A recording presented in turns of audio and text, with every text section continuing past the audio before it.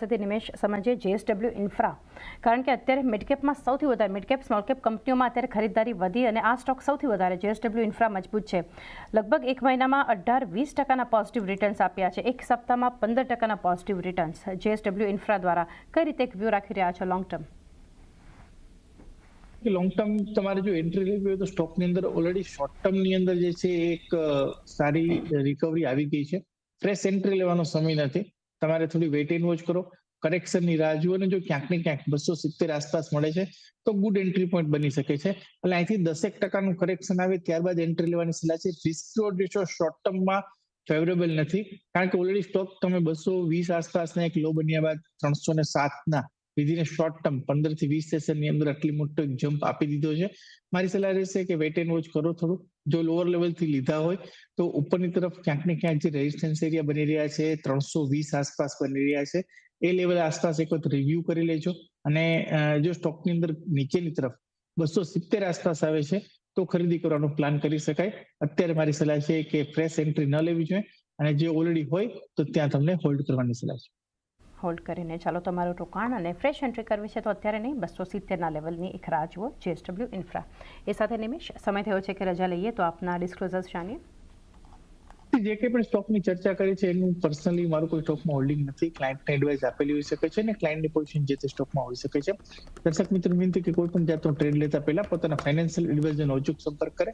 અને આ સમય બોલાવવા બદલ આપનો ખૂબ ખૂબ આભાર. નિમેશ, આપનો પણ આભાર અમારી સાથે જોડાઈ ખાસ માર્કેટ પર ચર્ચા કરી. ચર્ચાને આગળ વધારીએ. વધુ એક મિડકેપ કાઉન્ટર વિરાટ પ્રેસ્ટીજ એસ્ટેટ્સ માટે વ્યૂ લઈએ આપની પાસેથી. 3.5% ખરીદદારી સ્ટોક અત્યારે બતાવી રહ્યું છે. 1250 લેવલ્સ પર છે. કઈ રીતે સલાહ રહેશે ચાર્ટ્સ પર? જોઈએ તો ટેકનિકલ 1100 ની આસપાસના જે લેવલ હતા ત્યાંથી આપણને એક સારો સપોર્ટ બનતો જોવા મળ્યો હતો અને ત્યાંથી જ આપણને ઉછાળો બનતો જોવા મળી રહ્યો છે.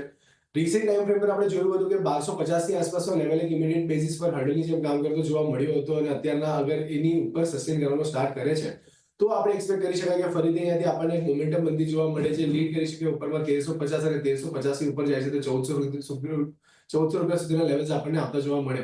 પરંતુ જો અહીંયાથી આપણને 1250 પાસેથી રિજેક્શન આવતું જોવા મળે છે તો ક્યાંક ને ક્યાંક આપણને એક બ્રોડર રેન્જમાં કન્સોલિડેશન બનતું જોવા મળી શકે છે, જ્યાં 1100 નો લેવલ એક સપોર્ટની જેમ કામ કરતો જોવા મળે અને 1250 નો લેવલ એક હર્ડલની જેમ કામ કરતો જોવા મળી શકે. ઓકે, તો એક વ્યૂ પ્રેસ્ટીજ એસ્ટેટ્સ માટે થઈને બનતો જોઈ રહ્યા છે. ભારત ડાયનેમિક્સ માટે એક વ્યૂ વિરાટ બીડીએલ આજે તો ડિફેન્સ ઓવરઓલ એક ફોકસ બનાવતું આપણને દેખાડી રહ્યું છે. અત્યારે ખાસ કરીને જે ડીએસી પાસેથી રક્ષા ઉપકરણો ખરીદવા માટે મંજૂરી મળી છે. ભારત ડાયનેમિક્સમાં સૌથી વધારે 3.5% મજબૂતી અત્યારે બનતી જોઈ રહ્યા છે. 1370 ડેઝ હાઈ બનાવ્યા બાદ થોડું પ્રોફિટ બુકિંગ પણ આવ્યું, પરંતુ તમે કઈ રીતે સલાહ આપશો? સો ટેકનિકલી બીડીએલ નું કાઉન્ટર ઘણું અટ્રેક્ટિવ છે, કારણ કે જે રીતે આપણે છેલ્લા 3 દિવસથી જોઈ રહ્યા છે કે જે મોમેન્ટમ આપણને આવતી જોવા મળી રહી છે 1130 1135 ની આસપાસના લેવલ્સથી અત્યારના ઓલમોસ્ટ 1300 રૂપિયાની આસપાસના લેવલ્સ આપણને બનતા જોવા મળ્યા છે. તો પોસિબિલિટી છે કે આ લેવલ અગર જો જળવાઈ રહે છે તો આપણને ઉપરની સાઈડ પર હજી ઉપર લેવલ્સ ઓપન થતા જોવા મળી શકે. જ્યાં 1400 અને 1400 ની ઉપર અગર આપણને મૂવ થાય છે તો 1500 સુધીના લેવલ્સ આપણને બીડીએલમાં બનતા જોવા મળી શકે છે, કારણ કે પ્રીવિયસલી જે આપણે જોયું હતું કે એક ડાઉનવર્ડ મૂવિંગ ચેનલ બની હતી કે ડાઉનવર્ડ મૂવિંગ ટ્રેન્ડ લાઇનનું બ્રેકઆઉટ આપણને રિસેન્ટલી બનતું જોવા મળ્યું હતું, અને છેલ્લા 3 દિવસથી સારા વોલ્યુમ્સ બી જનરેટ થઈ રહ્યા છે. તો ક્યાંક ને ક્યાંક ઇન્વેસ્ટર્સનું ઇન્ટરેસ્ટ બી અહીંયાથી ડેવલપ થતું જોવા મળી રહ્યું છે. તો ઓવરઓલ એક પોઝિટિવ આઉટલુક રાખીને તમે બીડીએલ માટે ચાલી શકો છો. નીચેની સાઈડ પર 1200 રૂપિયા સુધીની આસપાસના લેવલ્સ છે જે એક સ્ટ્રોંગ સપોર્ટની જેમ કામ કરતા જોવા મળે. 1400 અને 1500 સુધીના લેવલ્સ આપણને ઉપરની સાઈડ પર પણ બનતા જોવા મળી શકે છે. ઓકે, 1400-1500 આસપાસના લેવલ્સ પણ આપણને બતાવી શકે છે કાઉન્ટર.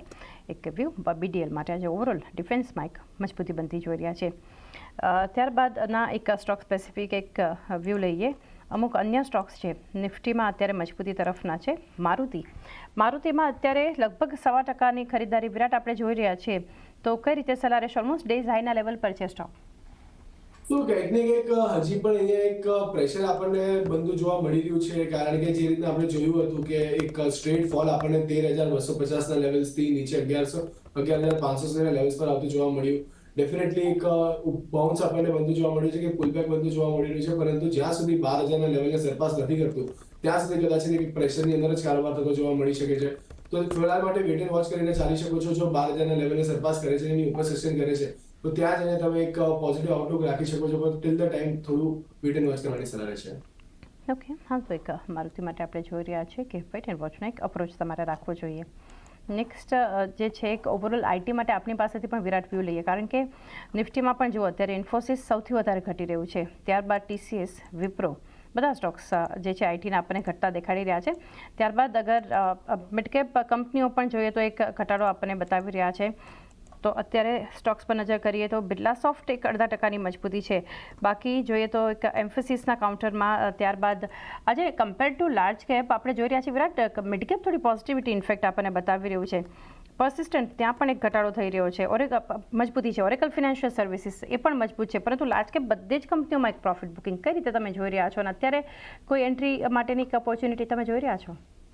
તો જે રીતે આપણે ઓવરઓલ આઈટીમાં મુવમેન્ટ આવતી જોવા મળી છે, સારો એવો ઘટાડો આપણને લાર્જ કેપ મિડ કેપ હરેક કંપનીઝમાં બનતો જોવા મળ્યો છે. ઓવરઓલ અગર આપણે આઈટી સેક્ટરની જ વાત કરીએ કે ઇન્ડેક્સની વાત કરીએ તો આપણને એમાં પણ 44,000ની આસપાસના જે લેવલ્સ હતા ત્યાંથી આપણે સ્ટ્રેટ ફોલ ઓબ્ઝર્વ કર્યો છે નીચે 36,000ના લેવલ્સ માટેનો. પરંતુ ક્યાંક ને ક્યાંક અત્યારે જોતા લાગી રહ્યું છે 36,000નો જે લેવલ છે એક ઇમિડિયેટ બેસિસ પર સારા સપોર્ટની જેમ કામ કરતો જોવા મળી રહ્યો છે. આજના દિવસમાં પણ આપણને ઘટાડો બનતો જોવા મળ્યો હતો. ત્યાં ક્યાંક ને ક્યાંક 36,000ની આસપાસના લેવલ્સ પાસેથી આપણને એક બાઉન્સ આવતું જોવા મળ્યું છે. તો પોસિબલ છે કે નિયર ફ્યુચરમાં 36,000નો લેવલ એક સ્ટ્રોંગ સપોર્ટની જેમ કામ કરતો જોવા મળે. લાર્જ કેપ કંપનીઝમાં હજી પણ ક્યાંક ને ક્યાંક પ્રેશર બિલ્ડ થતું જોવા મળી રહ્યું છે. ઇન્ફોસિસ, HCL ટેક છે, TCS છે, એમાં પણ હજી એટલી પોઝિટિવ મોમેન્ટમ બનતી જોવા નથી મળી રહી. પરંતુ અગર જો આપણે આની સામે એમ્ફાસિસનું કાઉન્ટર જોઈએ તો એમ્ફાસિસનું કાઉન્ટર મને કરંટ લેવલ પર ઘણું અટ્રેક્ટિવ લાગી રહ્યું છે, કારણ કે આપણે પહેલા પણ જોયું હતું કે 2200ની આસપાસના જે લેવલ્સ હતા એ સારા ડિમાન્ડ ઝોનની જેમ કામ કરતા જોવા મળી રહ્યા હતા. મે 2024 થી લઈને જૂનમાં પણ 2024ની આસપાસના લેવલ આ જ લેવલ પાસેથી આપણને એક પુશ બનતું જોવા મળ્યું હતું, એક બાઉન્સ બનતું જોવા મળ્યું હતું. અને રિસેન્ટલી પણ આપણે જોયું કે ક્યાંક ને ક્યાંક એ જ લેવલ પાસેથી આપણને એક ડિમાન્ડ બનતી જોવા મળી રહી છે.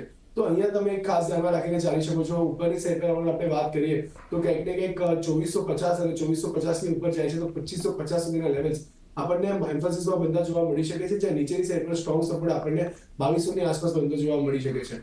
તો અત્યારના માટે તમે એમ્ફાસિસને ધ્યાનમાં રાખીને ચાલી શકો છો અગર આઈટી સેક્ટરમાં તમે ધ્યાન રાખો તો. 2200નો સપોર્ટ, 2450, એની ઉપર 2550ના લક્ષ્યાંક બતાવી શકે છે કાઉન્ટર. એમ્ફેસિસ માટેનો એક વ્યૂ છે. ત્યારબાદ અન્ય સ્ટોક માટેનો વ્યૂ લઈએ. અપોલો હોસ્પિટલ્સ છે, ત્યાં પણ અત્યારે એક લગભગ 1.25%ની ખરીદારી વિરાટ આપણે જોઈ રહ્યા છીએ. અહીંયા ચાર્ટ સેટઅપ સમજીએ તો અપોલો હોસ્પિટલમાં પણ અગર આપણે વાત કરીએ તો 50 દિવસની એક્સપિરેશન મૂવિંગ એવરેજ આજના દિવસમાં આપણને ક્રોસ થતી જોવા મળી છે. છેલ્લા 2 દિવસથી આપણને ટ્રેડિંગ વોલ્યુમ્સ પણ ઇન્ક્રીઝ થતા જોવા મળી રહ્યા છે ને 50 ની ઉપર જે મિડ પોઈન્ટ હોય RSI નો એના ઉપર આપણને કારોબાર થતો જોવા મળ્યો છે. તો અહીંયા પણ એક મોમેન્ટમ આપણને આવતી જોવા મળી શકે છે કે ક્યાંક ને ક્યાંક ફરીથી આપણને બુલિશ મોમેન્ટમ અહીંયાથી બનતી જોવા મળી રહી છે. ઉપરમાં 6600ની આસપાસના લેવલ છે જ્યાં 200 દિવસની એક્સપિરેશન મૂવિંગ એવરેજ પ્લેસ છે. એ એક ઇમિડિયેટ લેવલ પર હર્ડલની જેમ કામ કરતું જોવા મળે, પરંતુ જો અગર આ લેવલ સરપાસ થાય છે અને એની ઉપર આપણને કારોબાર થતો જોવા મળે છે તો પ્રીવિયસ જે ટ્રેડિંગ રેન્જ હતી એની અંદર આપણને એન્ટર થતો જોવા મળે છે. 7000 સુધીના લેવલ્સ પણ ઉપર થતા જોવા મળી શકે છે. તો ફિલહાલ માટે તમે વેઇટ કરીને ચાલી શકો છો, પરંતુ જો 6600 ના લેવલને સરપાસ કરે છે તો ત્યાંથી તમે એક લોંગ ઇનિશિયેટ કરી શકો છો ઉપરના 7000ના ટાર્ગેટ માટે. ઓકે, તો એક વ્યૂ 7000ના ટાર્ગેટ માટે એક ફોકસ અહીંયાથી અપોલો હોસ્પિટલ્સ માટે વ્યૂ બનતો જોઈ રહ્યા છે. અદાની પોર્ટ અને અદાની એન્ટરપ્રાઇઝિસ બંને માટે એક વ્યૂ લઈએ. ગઈકાલે પણ અદાની એન્ટરપ્રાઇઝિસ એક ફોકસમાં હતું, કારણ કે જેવી દ્વારા વાયર કેબલ સેગમેન્ટમાં એન્ટ્રી કંપની કરી રહી છે. અત્યારે જોઈએ અદાની એન્ટરપ્રાઇઝિસ 1% મજબૂતી બતાવી રહ્યું છે, ઓલમોસ્ટ ડેઝ હાઈના લેવલ છે. અદાની પોર્ટ્સ પણ આપણે જોઈ રહ્યા છીએ ડેઝ લોથી રિકવરી, ત્યાં પણ ડેઝ હાઈ પર કારોબાર છે. બંને કંપનીઓમાંથી અત્યારે કોઈ સેટઅપ સ્ટ્રોંગ જોઈ રહ્યા છો એન્ટ્રી માટે વિરાટ? જી, અદાની પોર્ટને અગર જોઈએ તો એમાં પણ આપણે ડાઉનલાઇન મૂવિંગ ચેનલનું બ્રેકઆઉટ આપણને બનતું જોવા મળ્યું. ડેફિનેટલી હજી વોલ્યુમ્સ એટલા સારા નથી બનતા જોવા મળી રહ્યા, પરંતુ ક્યાંક ને ક્યાંક સ્ટોક ગ્રેજ્યુઅલી બંને જ સ્ટોક અદાની પોર્ટ અને Adani enterprise gradually stock northern ડિરેક્શનમાં મૂવ કરવાનું સ્ટાર્ટ કરી રહ્યા છે. અદાની પોર્ટની સ્પેસિફિક વાત કરીએ તો ક્યાંક ને ક્યાંક 1130ની આસપાસના જે લેવલ્સ છે એક સારા સપોર્ટની જેમ કામ કરતા જોવા મળી શકે છે. અને ઉપરની સાઈડ પર અગર આપણે જોઈએ તો ક્યાંક ને ક્યાંક 1300 સુધીના લેવલ્સ આપણને ઓપન થતા જોવા મળી રહ્યા છે. તો ક્યાંક ને ક્યાંક અહીંયા તમે ધ્યાનમાં રાખીને ચાલી શકો છો. નીચેમાં 1130ની આસપાસનો સ્ટોપ લોસ રાખીને 1300 રૂપિયા સુધીના લેવલ્સ આપણે અદાની પોર્ટમાં ધ્યાન રાખીને ચાલી શકો. સેમ અગર જો અદાની એન્ટરપ્રાઇઝની વાત કરીએ તો અદાની એન્ટરપ્રાઇઝમાં ક્યાંક ને ક્યાંક મોમેન્ટમ હજી બી મ્યુટેડ છે. એક બ્રોડર રેન્જની અંદર આપણને કન્સોલિડેશન બનતું જોવા મળી રહ્યું છે, જ્યાં ઉપરમાં 2400 અને નીચેની સાઈડ પર વાત કરીએ તો ક્યાંક ને ક્યાંક 2100 આસપાસના લેવલ્સ છે, જેની વચ્ચે આપણને કારોબાર થતો જોવા મળી રહ્યો છે. તો એક વખત આ લેવલ સરપાસ થાય છે 2300 ઉપરમાં 2400ની આસપાસના જે લેવલ્સ છે એ સરપાસ થાય છે અને એની ઉપર મુવમેન્ટ આપવાનું સ્ટાર્ટ કરે છે, ત્યારે જઈને આને તમે ફોકસ કરી શકો છો 2600 સુધીના લેવલ્સ માટે. પરંતુ ટિલ ધ ટાઈમ તમે અહીંયા વેઇટ એન્ડ વોચ કરીને ચાલી શકો છો. એક વેઇટ એન્ડ વોચનો વ્યૂ અને સાથે આપણે ચર્ચા કરી રહ્યા છીએ તો અદાની ગ્રુપ માટે ઓવરઓલ આ સેગમેન્ટ માટે જે છે એક નવામાંનો રિપોર્ટ આપણે જોઈ રહ્યા છીએ અને ખાસું એમનું કહેવું છે કે જે કેબલ શેર્સમાં જે ઘટાડો વધુ પડતો જે છે આપણને જોવા મળી રહ્યો છે. પોલીકેબ, હેવેલ્સ જેવી કંપની પર એક વ્યૂ તેઓ પોઝિટિવ આપી રહ્યા છે. કેઇયા ઇન્ડસ્ટ્રીઝ પર પોઝિટિવ જે છે વ્યૂ તેઓ રાખી રહ્યા છે. નવામાંનો આ રિપોર્ટ છે.